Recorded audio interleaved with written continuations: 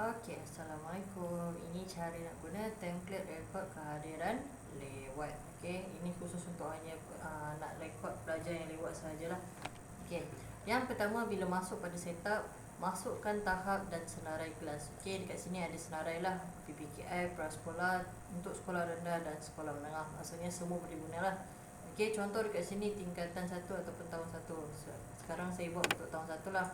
Tahun 1 dan saya tulis kelas 12. Okey, contoh.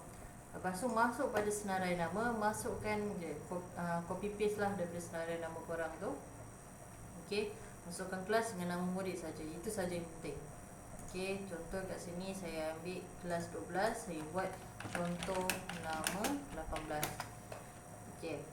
So masuk pada rekod yang lewat ni, yang penting masukkan tarikh, kelas dan nama pelajar lewat sahaja. Alasan boleh letaklah. Okey. Sini kita pilih tarikh. Double klik untuk pilih tarikh.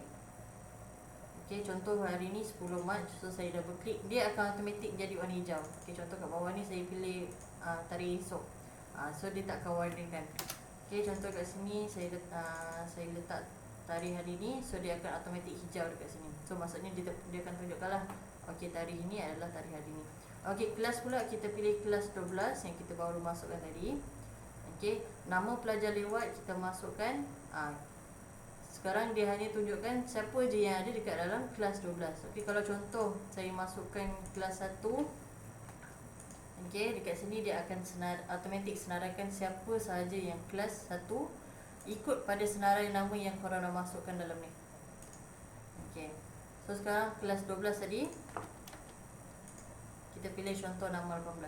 Okey, itu saja. Yang ini jangan sentuh, jangan ubah dah, sebab yang ini dia automatik highlight kalau tarikh tu dah lepas pada tarikh hari ini. Contoh, okey, contoh kat sini kita tukar tarikh semalam.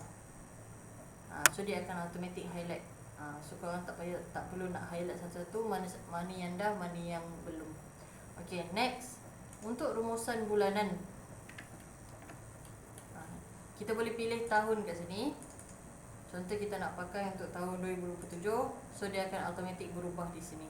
Kalau nak pakai untuk 2026, dia akan automatik berubah juga di sini. Okey, boleh nampak lah, boleh scroll ke bawah. Kalau ada 50 kelas, boleh pakai sampai 50 kelas.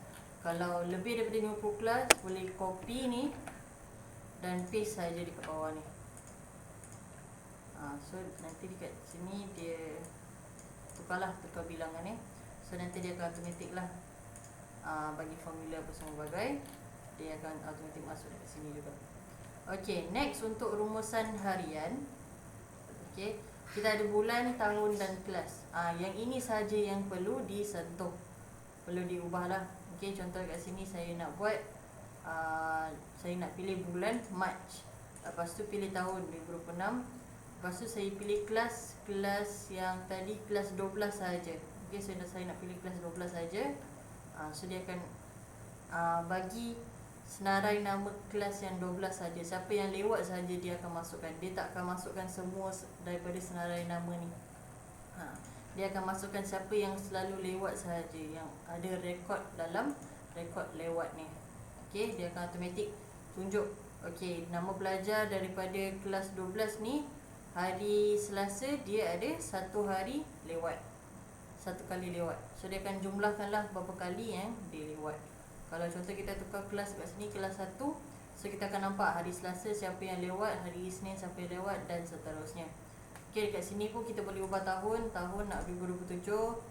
Dia akan kira lah ikut 2027. Tapi tahun ni tahun 2026, so dia akan tunjuk siapa yang lewat pada tahun 2026 sahaja. Okey, itu sahaja. Terima kasih.